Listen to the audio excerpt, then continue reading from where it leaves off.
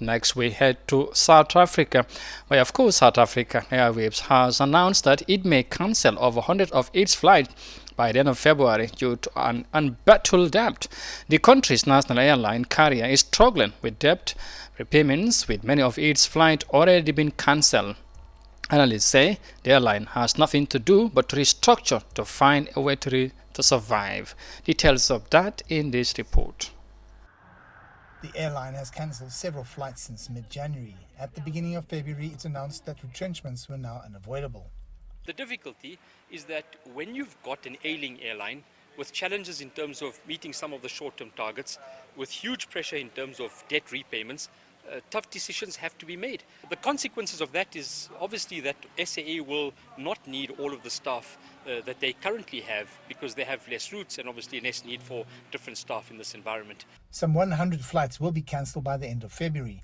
One labour union with members at SAA wasn't surprised by the move to cut routes so drastically. We expected a radical restructuring, and stopping loss-making routes is one of the things that was an option on the table. We're not that necessarily fussed about the announcement of the routes that are being stopped. What we are quite angry about, however, is announcing retrenchments without actually announcing your business rescue plan, which means we're basically retrenching as a knee-jerk reaction to cash flow, and that's not the way you're going to save this airline. You're not going to retrench yourself into profit. Analysts see this as a first step in a strategy to save the airline, but they want more details.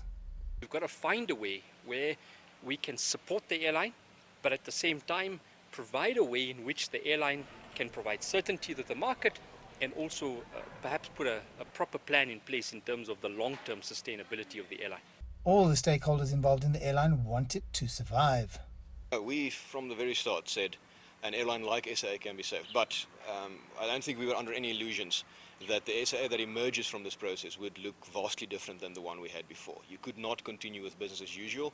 That ended up with a 6 billion rand net loss every single year. While solutions are being sought, criticism has been levelled at the business rescue practitioners for the way they have dealt with the unions. Our worry is, in order to enact a turnaround here, you will need all stakeholders to be completely bought in and on board.